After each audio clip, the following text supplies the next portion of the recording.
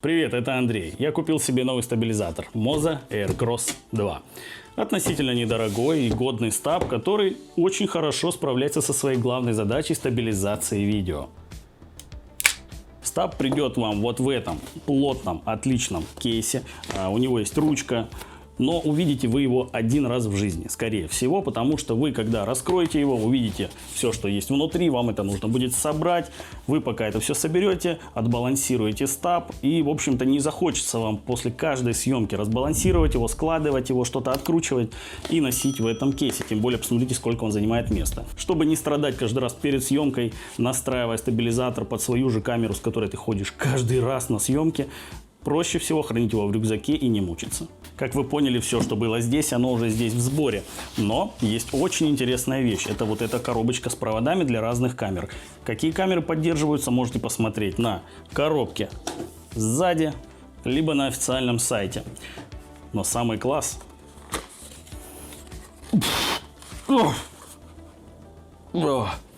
Этот запах... Жесть. Воняет, как цветущее море в Анапе. И собирая стабилизатор, вы сразу увидите, что в комплектации есть вот такая L-образная площадка, которую вы можете прицепить как горизонтально, так и вертикально. И как бы устанавливаем камеру вертикально, снимаем сторисы, тиктоки, рилзы, YouTube Shorts и так далее. Но вот такая L-образная площадка легко заменяется клеткой на камере. Самый главный минус Moza Aircross 2 – это корпус ручки, за которую вы держите, и вот вся нижняя часть. Она выполнена из пластика. Послушайте, как батарея щелкает, когда вы держите ее.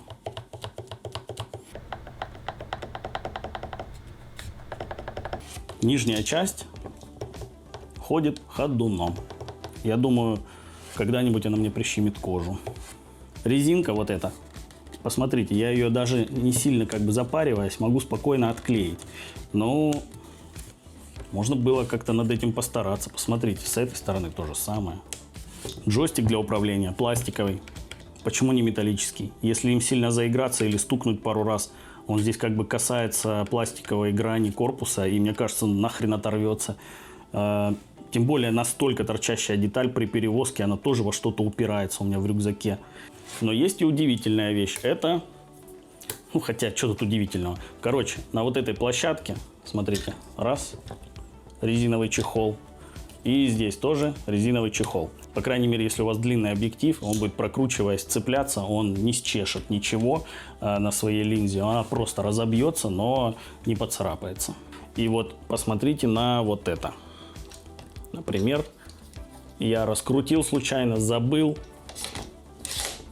Здесь есть специальные блокировки, которые не дадут камере улететь. Вот это прям жирный большой плюс. И ровно так же на площадке, если раскручено вместе с камерой. Пока вы не нажмете кнопку, вверх, вниз, куда вам нужно, пожалуйста. Вот они, блокировочки. Камеру удержит, никуда не улетит. Одна из очень интересных и удобных вещей – это блокировка осей. Как видите, можно по отдельности заблокировать, можно вот все заблокировать. И вот у меня вот в таком положении в рюкзаке он всегда лежит. При перевозке самое то. Снизу здесь две резьбы, 1/4 и 3/8. В 1/4 вкручивается ножка, которая идет в комплекте, тренога, да, пожалуйста. Можете вкрутить себе монопод, штатив, что хотите, стойку, удлиняйте, делайте кран, но это уже на свой страх и риск. Здесь тоже есть резьба 3/8. К примеру, можно очень удобно сюда зафигачить монитор. К стабилизатору можно подключить камеру. Прямо рядом с ней здесь есть порт для подключения. Кабель идет в комплекте для разных камер. Там уже смотрите, поддерживает этот стаб вашу камеру или нет. С моей камерой Sony A6300 совместимость отличная. Я могу управлять всеми настройками прямо отсюда. Выдержка, диафрагма, ISO, запуск съемки, стоп. То есть все спокойненько с этого стабилизатора с помощью одного кабеля управляется. А если бы у меня был follow focus, я бы его подключал вот в эти два разъема, либо в один из этих. И также здесь есть еще один, по-моему, микро USB, но эту резинку хрен откроешь, я даже не знаю, как это сделать. Что-то они ее прям запаяли, что ли. Открывайся. Что у нас по батарее? Нет, вы не можете вытащить одни, вставить другие. Здесь вам нужен вот такой блок батарейный. То есть прям отдельная батарея, которая заряжается через USB Type-C. Вот иди сюда. Вот так, раз, положил и забыл. Если у тебя есть вторая в комплекте, ты ее вставил и погнал снимать. Но держит батарея достаточно неплохо, кстати. Производитель говорит часов 12, но тут же, я думаю, все зависит от веса камеры, от того, как вы ее отбалансировали, да, ну, стабилизатор. Я думаю, 12 часов это если вот Sony A6300 я свою поставлю с китовым объективом, да, где почти вообще ни в какую сторону не перевешивает, хоть как бы ты ни настраивал. Ну, короче, она очень легкая. С моим Tamron 1770 там как бы уже нужно отбалансировать по-человечески. Вот такой комплект я вчера балансировал. Я вам скажу так, она выдерживает отлично. Это Sigma 1835. А это тяжело. Но выдерживает тостап до 3 с лишним там, килограмм. Он выдерживает. Но нагрузка-то уже совершенно другая. Поэтому какие там 12 часов, не верю. Но, по крайней мере, сколько бы я ни снимал, я по 3 дня не заряжаю. То есть я прихожу на съемку, там может быть одно деление потратилось. Главное выключить зарядку камеры от стабилизатора. А это как бы есть такая возможность. Если нужно, заряжайте. Но учитывайте, что заряд аккумулятора-то стаба потратится на вашу камеру. Поэтому я думаю, 3 съемки по 2-3 часа спокойно выдержит. Если что, можно питаться от пауэрбанка. Это на крайний случай. Самое частое, что я использую на этом стабе, это Sony A6300 плюс Tamron 1770. И сверху камеры еще приемник от микрофона HoloLens Lark 150. И в принципе очень хорошо выдерживает, никаких проблем, перегрузов, ничего нет, если вы нормально отбалансировали стаб. Кстати, если что, посмотрите обзор этого микрофона. Это радиопетля HoloLens Lark 150. И вообще у меня на канале уже достаточно много обзоров разной фото- и видеотехники, поэтому обязательно подпишись на канал. Можешь сделать это прямо сейчас. Ну а тем, кто уже подписан на канал, говорю отдельное спасибо, потому что ваша поддержка для меня очень важна. Как им пользоваться и что он умеет. Про балансировку я рассказывать сейчас не буду. Посмотрите какое-нибудь другое видео. И все. Собрали его, поставили камеру и погнали снимать. Я специально поставил тяжелый сетапчик с клеткой Sony A6300 и Sigma 1835. И как видите, он достаточно неплохо отбалансирован. Вот включаем стаб боковой кнопкой. Все нормально. После включения боковое колесо замигало, сразу намекает нам о том, что как бы им тоже можно пользоваться, оно здесь не просто так. У меня нету iFocus, поэтому это колесо может мне помочь только в управлении стабилизатором, кстати, чем я, по-моему, вообще ни разу еще не пользовался. Если вы в режиме iFocus, нажимаем 3 раза, и вот теперь вы можете наклонять камеру вниз-вверх, нажимаем еще раз, наклоняется влево-вправо, еще раз, поворачивается влево-вправо. Вроде удобная вещь, если вы снимаете вот в таком положении, я не знаю. Короче, на ходу, честно, я никогда не пользовался, но движение достаточно плавное, реагирует очень хорошо. Думаю, если приноровиться, это тоже поможет вашей съемке. Ну а если нажать сюда же 2 раза, стаб ложится спать. Но если как бы у вас хорошо отбалансирован он, ничего у вас не произойдет. Обычно у многих, кто криво настраивает, только нажимаешь сон, и вот эта часть летит вниз и ударяется нахрен обо все, что только можно. Берегите свои камеры, настраивайте стабилизаторы хорошо. Так, поправили немного положение стабилизатора. И главная функция курка — это двойное нажатие. Полностью возвращает в идеальное положение стабилизатор, чем вы будете пользоваться вообще постоянно. Ну а если 3 раза нажать, то это селфи режим. Кто снимает блоги себя на камеру с таким сетапом, я не знаю, но это достаточно тяжело. Прикиньте, у вас стаб килограмм весит, еще камера пару килограмм. Ну как бы там, ну ладно, даже если 3 килограмма звучит не тяжело, но снимать себя на блок, короче, странный режим, непонятный. На зажатие курка тоже можно настроить функцию. У меня, например, это разблокировка наклона вверх-вниз. Если я снимаю в стандартном своем режиме, где разблокировано только панорамирование, да, но мне нужно отследить движение камерой вверх или вниз, я зажимаю курок, наклоняю ее, и стабилизатор вместе с камерой, да, опускается, следит. А если я отпускаю курок, он фиксируется в определенном положении. Самое интересное — это маленький экранчик, который смотрит прямо на вас во время работы со стабилизатором. Здесь вообще есть вся информация. Легким движением пальца вы можете управлять всеми осями стабилизатора. От настройки чувствительности осей, простым кручением колеса управления, до блокировок осей. Можно управлять стабом, конечно, и полностью разблокированным. Такой свободный режим получается. Куда вы его направите, туда он и будет смотреть. Ну а можно учиться пользоваться отдельными блокировками и становиться профи. Например, чтобы заблокировать наклон влево-вправо, нужно нажать вверх. И напротив тильт появится буква L, что означает заблокировано. И теперь стаб будет наклоняться влево-вправо и крутиться влево-вправо, но наклоняться вперед-назад уже не будет. Для блокировки оси Roll нужно нажать влево. Ну а для блокировки панорамирования нажмите вниз, все просто. Для съемки экшена нажмите вправо, и теперь повороты стаба будут максимально реактивные. Напротив пан появится буква Q, типа Quick, очень быстро. Лайфхак, ребята, 90% материала, который вы будете снимать со стабилизатором, это надо заблокировать тильт и заблокировать ролл. И оставляем только панорамирование, потому что вам зачастую нужен ровный горизонт. Вам не нужно, чтобы наклонялась камера вперед-назад, влево-вправо, а вам нужно, чтобы она просто крутилась, правильно? Выставляем такие настройки, и вот вы уже профессионал, все, погнали. Очень интересная и редко используемая, правда, фишечка есть Inception. Это надо нажать 3 раза вправо, ваша камера переворачивается.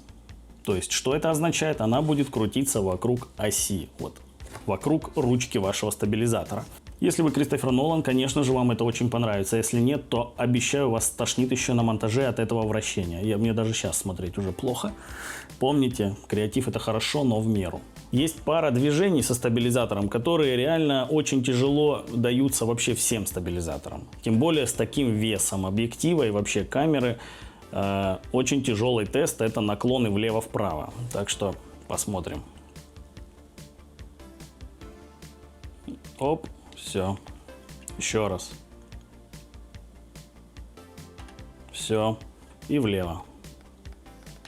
Все. И еще раз. До свидания. И есть еще одно очень важное движение. Проверим, как оно отработает. Наклоняем камеру и переводим ее в режим чуть ли не крана. Опа! Нормально, нормально. И подъем. Хорошо. Слушайте, ну такой вес выдержать очень неплохо получилось. Смотрите, что происходит, когда стаб не отбалансирован. Опа! Поймать главное. Так, ну с таким блинчиком, конечно, гораздо проще работать. Посмотрим на то же самое движение.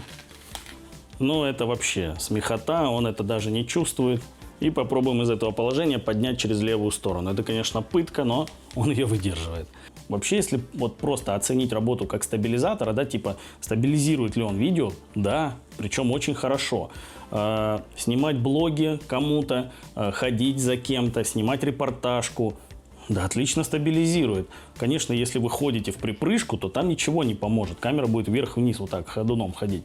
Но, во-первых, для того, чтобы работать со стедиком, нужно научиться правильной походке, да, нужно подбирать нормальную обувь, и тогда стабилизация будет еще лучше. Но тут хотя бы немножко гуськом научитесь ходить, и уже будет хорошо. Я с ним даже тест делал бега, в принципе, стаб отрабатывает нормально, одной рукой его держал, да по-всякому. Если уж даже были какие-то погрешности, накидываем Warp Stabilizer и готово. Шикарным дополнением к стабилизатору идет приложение Moza Master. Можно управлять стабом с помощью телефона, как геймпадом. Удобно, если стаб, например, стоит на съемке, а вы следите за картинкой через дистанционный монитор. Да? Это может быть банкет или какая-то постановочная съемка в определенной локации. И у вас есть камера, которая стоит в углу где-то, и вы можете управлять. Раз, повернули картинку, пожалуйста. Либо у вас там кран какой-то, да, и отдельный человек может управлять наклонами, поворотами камеры и регулировать картинку. Есть еще такая функция, как Mimic Control, которая передает все движения смартфона на стабилизатор и повторяет все движения за смартфоном. То есть, куда бы я ни направил сейчас смартфон, вверх, вниз, влево, вправо, он будет повторять все эти движения. Блин, прикольно, да? Ну, кроме как поиграться, я даже не знаю, для чего мне это нужно. Но я видел, как один блогер поставил телефон на голову и снимал обзор от первого лица. И куда бы он ни поворачивался, камера, как видите, поворачивается вместе с ним. Вот это пока что единственное, что я придумал. В разделе Creative Video есть тоже несколько интересных моментов. Такие вещи, как таймлапс, панорама, но самое прикольное — это Object Tracking. Конечно, для использования трекинга определенного объекта вам придется немного пострадать. У меня в комплекте не было крепления для телефона, можно использовать любое другое, хоть самое дешевое. Вы ставите телефон сверху камеры, заново это все балансируете обязательно, потому что камера у вас превращается в очень такую большую, да, и телефон перевешивает все это очень сильно. Главное, хорошо его закрепите. После балансировки вы запускаете Object Tracking, на экране появляется камера, вы выделяете объект, за которым нужно следить, и теперь все движения этого объекта камера будет отслеживать вместе со стабилизатором. Красота! Единственный минус, это, конечно же, вам придется это все балансировать заново, когда вы уберете телефон. В принципе, если вы снимаете в ограниченном пространстве, к примеру, не знаю, фудблогера какого-нибудь, который готовит, да, вот Обломов стоит, готовит еду, и вы поставили на камеру, на одну телефон, выделили его лицо, к примеру, и теперь он куда бы ни пошел, за ним будет следить камера. Красота. Второй оператор больше не нужен. А со стороны при монтаже будет казаться, как будто снимало 2 человека. Какие выводы по стабилизатору? Мне все нравится. Я им пользуюсь, снимаю, красота. Не было еще ни одного момента, при котором бы я такой, блин, он вот этого не может, или вот это он не вытягивает. Вы видели, что самый тяжелый объектив, который у меня есть, он выдерживает. С клеткой, пожалуйста, даже с микрофоном сверху, все работает хорошо. Батарею держит замечательно. Но отваливающиеся резинки, батарея, которая ходит ходуном. Может быть, в следующих версиях здесь что-то исправят. На работу не влияет. Это главное. Мне все нравится. Рекомендовать могу. Покупайте. Все, счастья, здоровья. Пока.